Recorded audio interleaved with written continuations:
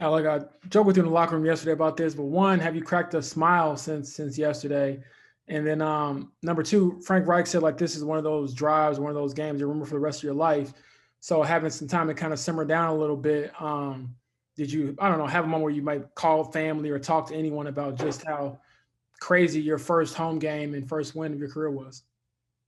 I mean, I had some family in town, so I was able to enjoy it with them. But I think it was just bigger than anything. It was just getting that first win, being out there in front of the city, and just really kind of my first real experience in Lucas Oil. I know we had the preseason, but this is like kind of the first real thing. So it was definitely an awesome experience and something I'll remember my whole life. Zach Kiefer. Alec, it wasn't a great debut. I think you'd probably admit that back in Houston. Yeah. What was that like that night, the next week, when you had the drop and then you got hit over the middle? That's not how you want to start your NFL career. And then what kind of helped you bounce back for the home opener on Sunday?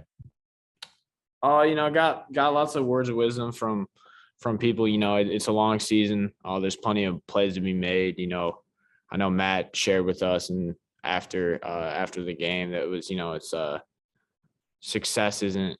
It was something about how success isn't final and failure is not fatal. I think that was a quote. And, I just kind of like live by that. I knew there's going to be another day and just got to keep on working and just keep on continuing and trying to get better. And just like I always continue to believe in yourself. Like I know I can make those plays. It's just so it happened to not make them on that first day. So I just had to go out there and prove myself to the team, the city, and to myself. Stephen Holder. Hey, Alec. I just asked Frank about JT and like how some of his big runs come about. That's like what he's famous for, this explosive runs. I know you weren't here with him last year to see it, but maybe have seen it on tape and that kind of thing. Can you guys as wide receivers play a role in getting and springing him for some of those, do you feel like?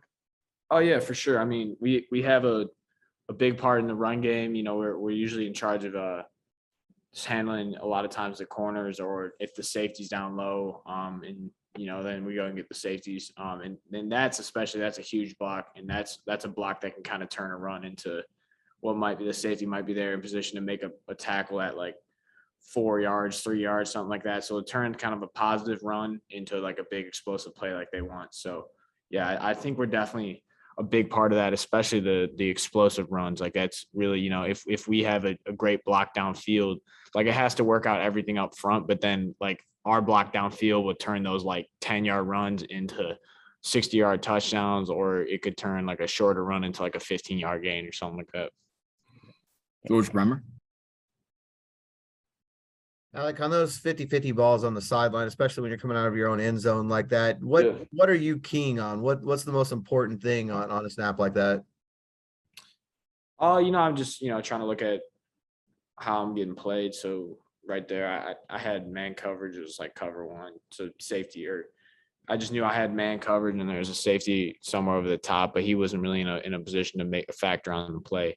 So then at that point, it just comes down to beating the man, and, you got to attack their leverage. I think it probably had slightly inside leverage. So it's really attacking his leverage and just making sure, like, I have big emphasis, like Reg's been on me about, is just really, kind of holding that line and saving space so they can throw. So on that release, you want to try to stay like as skinny through them and just save as much space.